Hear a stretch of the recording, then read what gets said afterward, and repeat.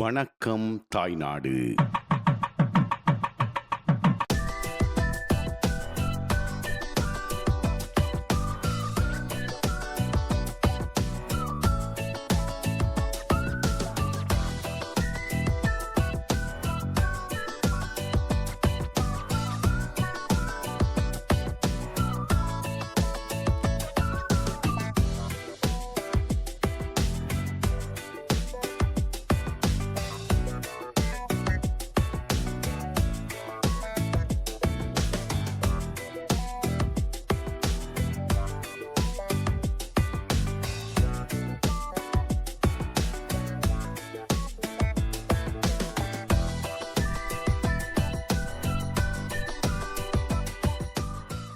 நம்மில் பல பேருக்கு சில இடங்களையோ அல்லது பொருட்களை பார்த்தவுடன் பல ஞாபகங்கள் ஏற்படலாம். அந்த வகையில் இன்றைய நிகழ்ச்சியிலே நாங்கள் இந்த பழைய ஞாபகங்களை மீட்டி பார்க்க போன்றோம். நாங்கள் கண்ணாவளை பகுதியிலே தற்பொழுது நின்று கொண்டிருக்கின்றோம். இந்த பகுதியில் ஒரு பாடசாலை கூட இருக்கின்றது. அந்த பாடசாலைக்கு முன்னால் ஒரு சிறிய பெட்டிக்கடை இருக்கின்றது. இவற்றையெல்லாம் படமாக்கி உங்களுக்கு இன்றைக்கு நிகழ்ச்சியை வழங்க போகின்றோம். உங்களுடைய பழைய ஞாபகங்களை மீட்டி பார்ப்பதற்காக இந்த நிகழ்ச்சிக்குள் செல்லலாம். வாருங்களமே தொடர்ந்து.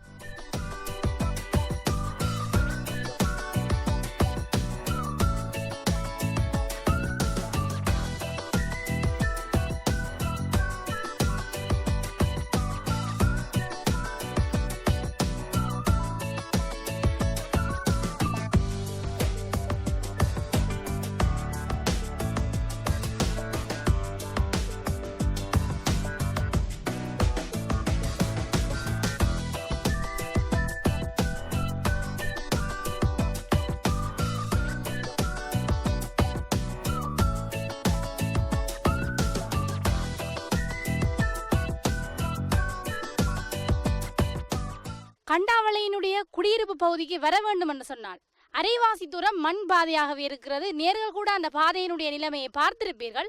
கொஞ்ச தூரம் வந்தவுடன் தார்பாதையை கண்டுவிட்டோம். இந்த வீதிக்கு அருகாமையில் கிளிநொச்சி கண்டாவளை மகா வித்தியாலயம் இருக்கின்றது. நீங்கள் இந்த பாடசாலையிலோ அல்லது இந்த பிரதேசத்திலோ வசித்திருந்தால் இப்பொழுது இந்த இடத்தை பார்த்தவுடன் உங்களுக்கு அந்த நாள் ஞாபகங்கள் தான் ஞாபகத்துக்கு வரும்.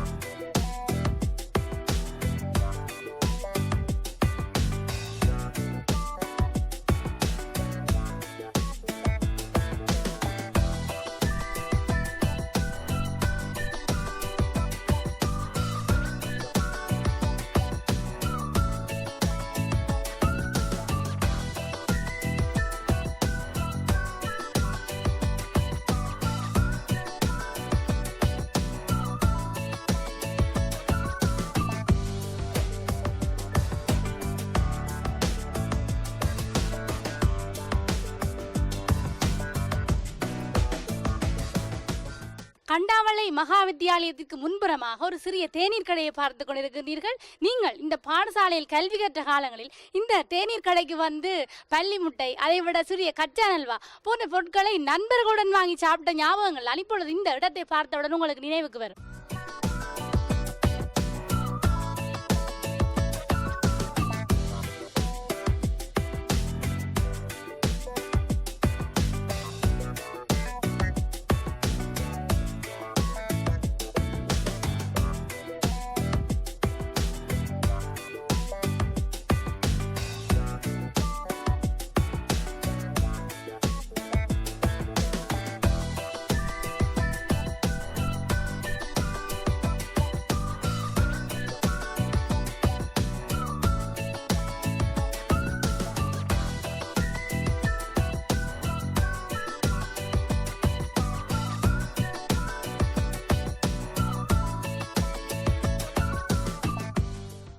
கிளிநொச்சி மாவட்டம் கண்டாவளை பகுதியில் இருக்கின்ற பொதுச்சந்தையின் முன்பாக தற்பொழுது நாங்கள் நின்று கொண்டிருக்கின்றோம்.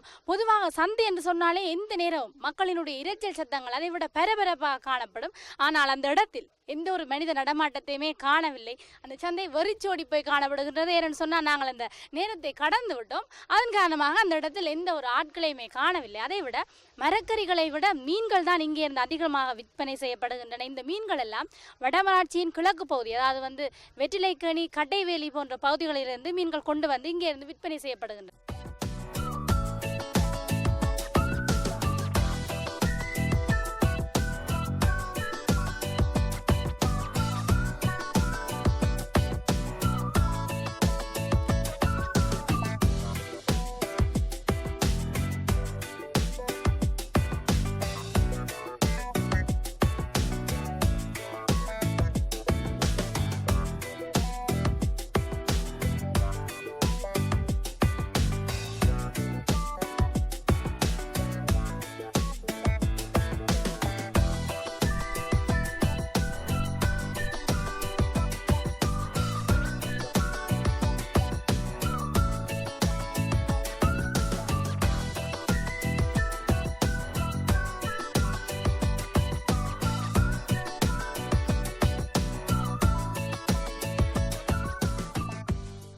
யாழ்ப்பாணத்திலிருந்து புளியம்பொக்கனை நாகதம்பிரான் ஆலயத்துக்கு செல்லும் அடியவர்கள் அந்த இடத்துல எனக்கு பின்னால் பாருங்கள் ஒரு சிறிய நாகதம்பிரான் ஆலயம் காணப்படுகிறது. அந்த ஆலயத்திலே தாங்கள் கொண்டு வந்த பண்டங்களை வைத்துவிட்டு இறைவனை வணங்கிவிட்டு தான் இந்த பாதையினூடாக அந்த ஆலயத்துக்கு நாகதம்பிரான் புளியம்பொக்கனை நாகதம்பிரான் ஆலயத்திற்கு செல்வார்கள். அந்த பாதைக்கு நாங்கள் செல்ல முடியாது. என்னென்னு சொன்னால் அண்மையில் பெய்த அடைமழை காரணமாக அந்த பாதையிலே நீர் தங்கி இருக்கிறது.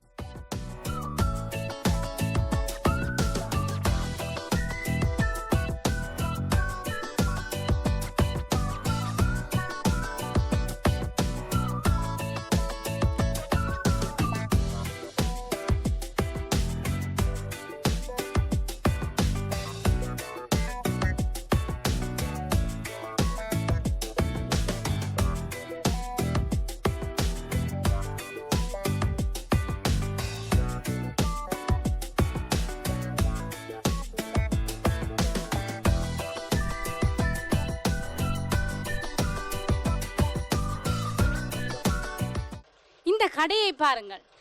உங்களுக்கு இந்த கடையை பார்த்தவுடன் மலரும் நினைவுகள் இப்பொழுது உங்களுக்கு ஞாபகத்துக்கு வரும் நினைக்கின்றேன். இதுதான் சங்க கடை. 1980ஆம் ஆண்டு காலப்பகுதியிலே வெளிநாடுகளிலிருந்து பொருட்கள் இலங்கைக்கு கொண்டு வருவது தடை செய்யப்பட்டிருந்தது யுத்த காலங்களில்.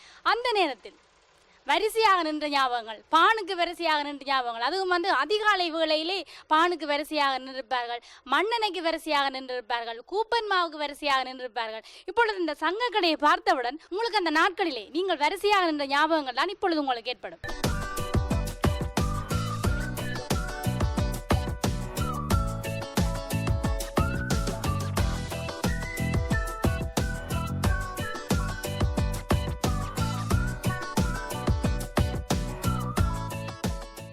இந்த இடத்தில் வைத்து நான் இன்னும் ஒரு விஷயத்தை உங்களுக்கு குறிப்பிட வேண்டும். இப்பொழுது நினைத்தால் கூட உங்களுக்கு இது சிரிப்பான விடயமாகத்தான் இருக்கும். அது என்ன விஷயம்னு சொன்னால், ஒரு கிராமத்தை பொறுத்தவரையிலே ஒரு வைபவ வீட்டுக்கு செல்வோமாக இருந்தால் அங்கே வைத்தியரையோ அல்லது பாடசாலை அதிபர் ஆசிரியருக்கோ தான் நாங்கள் மரியாதை கொடுப்போம், அல்லது ஊர் பெரியவருக்கோ நாங்கள் மரியாதை கொடுத்திருப்போம்.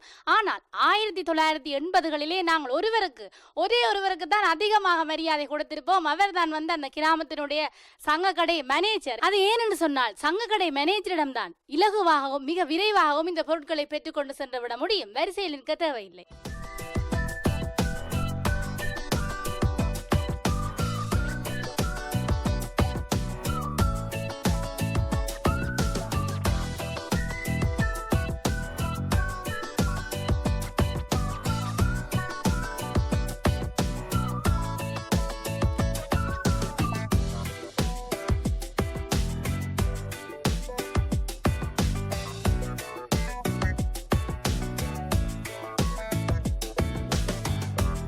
தாய்நாட்டினுடைய ஒவ்வொரு நிலைமைகளையும் தினம்தோறும் உங்கள் கண் முன்னே கொண்டு வருகின்றது வணக்கம் தாய்நாடு நிகழ்ச்சி.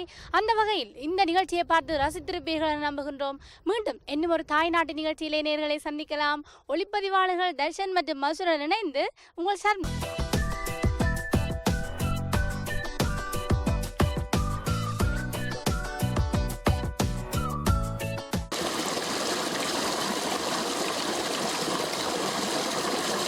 நிச்சயமாக இந்த கண்ணாவளையை பற்றி தான் இந்த நிகழ்ச்சியை பார்த்தவுடன் உங்களுக்கு இங்கே பாடசாலைகளில் கல்வி கட்ட ஞாபகங்கள், இங்கே வாழ்ந்த ஞாபகங்கள், இந்த பாதைகளில் பயணித்த ஞாபகங்கள் தான் உங்களுக்கு இப்பொழுது ஏற்படும் என்று நாங்கள் நினைக்கின்றோம். நாங்கள் அடுத்த நிகழ்ச்சிக்குள்ளே செல்வதற்கு முதல் ஒரு சிறிய விளம்பர இடைவெளி எடுத்துக்கொள்ளலாம். நேர்கள் பார்த்து கொண்டிருப்பது வணக்கம் தாய்நாடு. எம்முடன் தொடர்ந்து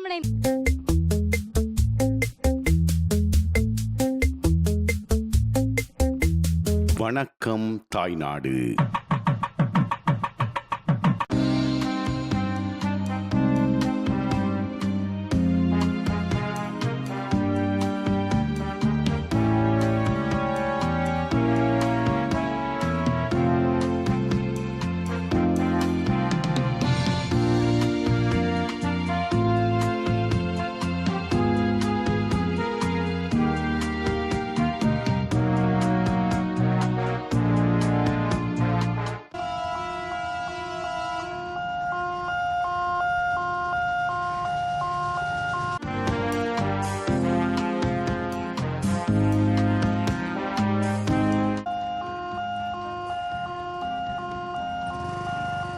இன்றைய வணக்கம் தாய்நாடு நிகழ்ச்சிக்காக தெல்லிப்பளை சித்தியம்புளியடி கிராமத்தை பற்றி அறிவீர்கள். இந்த கிராமத்திலே பல குறிச்சிகள் காணப்படுகின்றன. இந்த குறிச்சிகளை பற்றியும் இன்னும் இந்த வீதிகளை அடுத்து செல்லுகின்ற இடங்களிலே காணப்படுகின்ற பலவேறுபட்ட சிறப்புகளையும் இன்றைய வணக்கம் தாய்நாடு நிகழ்ச்சியிலே பார்க்கலாம் வாருங்கள்.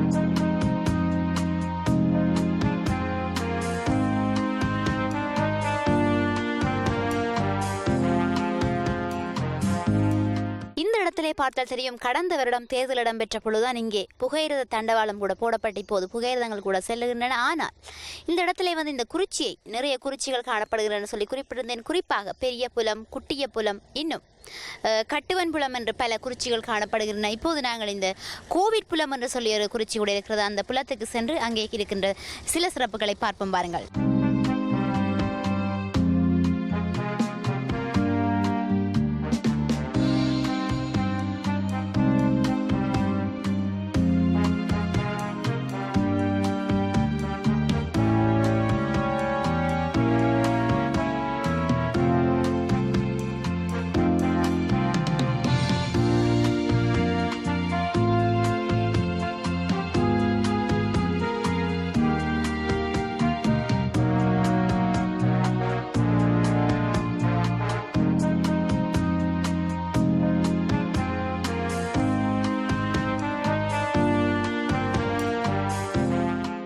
கோவிட் புலம் குறிச்சியை பொறுத்தவரை பல சிறப்புகள் இருக்கின்றன. அந்த வகையில் ஒரு சிறப்பாக இந்த ஆலயம் காணப்படுகிறது. இது சிவகாமி சமேத சந்திரமௌலீஸ்வரர் ஆலயம் என்று சொல்லி அழைக்கப்படுகிறது. இந்த ஆலயம் கிட்டத்தட்ட 150 வருடங்களுக்கு முன்னர் இந்த இடத்துல உருவாக்கப்பட்டிருக்கிறது. ஆரம்பத்தில் ஒரு அரச மரத்துக்கு கீழே வைத்து தான் ஒரு கல்லை வைத்து வழிபட்டிருக்கிறார்கள். அந்த ஆலயத்தினுடைய உருவாக்கம் கூட ஒரு கதையுடன் தொடர்பட்டிருக்கிறது. என்னவென்று சொன்னால், இந்த இடத்தை சார்ந்த யார் ஒருவருக்கு கலை வருகின்ற பொழுது அவர் ஏனைய மக்களுக்கு வாக்கு சொல்லுவார். அந்த தருணத்திலே 3 தேசிக்காய்களை எடுத்து எறிந்த வேளை ஒன்று ஏழாலையில் இருக்கின்ற ஒரு இடத்திலே போய் விழுந்தது. மற்ற தேசிக்காய் தெல்லிப்பளை வைத்தியசாலைக்கு அருகிலே இருக்கின்ற இடத்திலே விழுந்தது.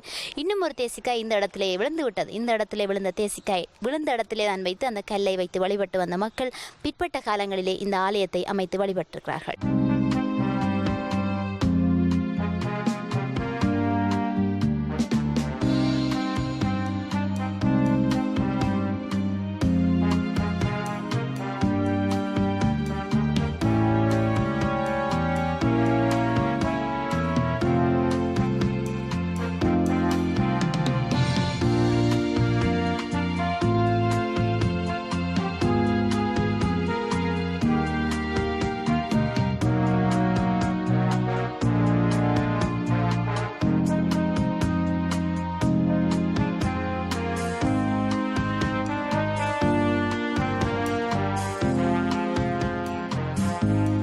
நடந்து முடிந்த யுத்தம் இடம்பெற்ற காலப்பகுதியிலே இங்கே ஏனையின் பாதை தடை செய்யப்பட்டிருந்தது. ஏனையின் பாதை அடுத்து பல்வேறு இடங்களுக்கு செல்ல வேண்டும் என்று சொன்னால் கப்பல் மூலம் பயணிக்க வேண்டும் அல்லது விமானத்திலே பயணம் செய்ய வேண்டும். கப்பலில் பயணம் செய்கின்ற பொழுது இங்கே ஒரு சோதனை சாவடி கூட காணப்பட்டிருக்கிறது.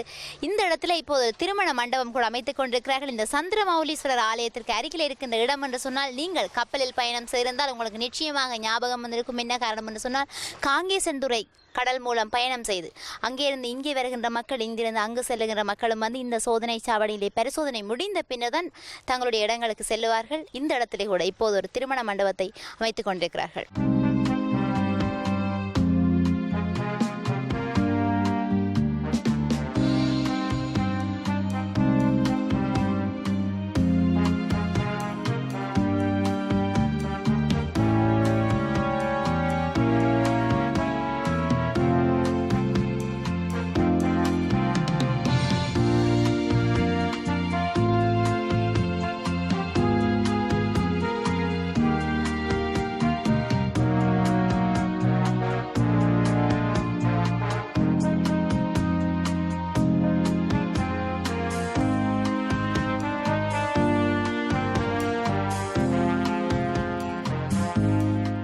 கோவில்புலம் கிராமத்தை அடுத்து வருகின்ற சந்தியை வந்து கேகேஎஸ் சந்தி என்று சொல்லி அழைப்பார்கள். இந்த நேர் சந்தியூடாக செல்கின்ற பொழுது கேகேஎஸ்க்கு செல்ல முடியும். அதைவிட எனக்கு முன்பக்கமாக தெரிகின்ற இந்த வீதியாக சென்றால் வந்து யாழ்ப்பாணத்தை சென்றடைய முடியும். அதைவிட இந்த இடத்தை வந்து துர்காபுரம் என்னும் சொல்லி அழைக்கிறார்கள். காரணம் என்னவென்று சொன்னால் இங்கே மிகவும் சிறப்பு வாய்ந்த ஒரு துர்க்கியம்மன் ஆலயம் இருக்கிறது. தெல்லிப்பளை துர்க்கியம்மன் ஆலயம் என்று சொல்லியிருந்தாலே அனைவருக்கும் தெரியும். சிலவேளை நீங்கள் கூட அந்த ஆலயத்தில் வந்து உங்களுடைய நேர்த்திக்கடன்களை நிறைவேற்றியிருப்பீர்கள் அல்லது வழிபாடுகளை நிறைவேற்றியிருப்பீர்கள்.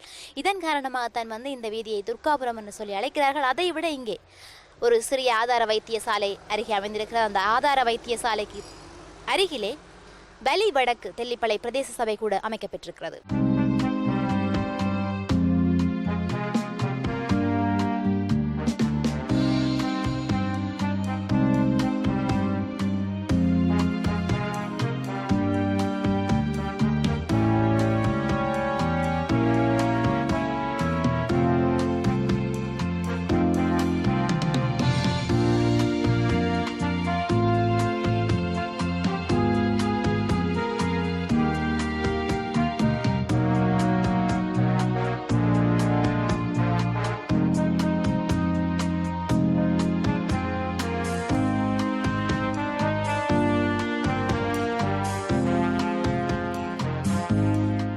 கோவில்புலம் கிராமத்தை பொறுத்தவரையிலே மக்கள் இடம்பெயர்ந்து சென்று மீள வந்து குடியமர்ந்து சில ஆண்டுகள் கடந்தாலும் கூட இவர்கள் தங்களுடைய பிரதான தொழிலாகிய தோட்ட தொழிலை கைவிடவில்லை. அதனையே தொடர்ந்து மேற்கொண்டு கொண்டு வருகிறார்கள். அந்த வகையிலே இந்த இடத்தை பாருங்கள். எனக்கு அந்த பக்கமாக கூட 3-4 பேர் இருந்து கதைத்து கொண்டிருக்கிறார்கள். அவர்கள் இந்த இடத்திலே அந்த வெங்காய பாத்தியிலே வெங்காயம் பறித்து விட்டு களைத்து போய் அந்த இடத்திலே இருக்கிறார்கள். அதை விட இந்த இடத்திலே பாருங்கள். இந்த இடத்திலே மூட்டு வரம்புக்காய் பாத்தி கட்டி இப்போதுதான் தண்ணி பாய்ச்சி விட்டு சென்றிருக்கிறார்கள் போல இருக்கிறது. இந்த இடத்திலே பீட்ரூட் பயிரிட்டிருக்கிறார்கள்.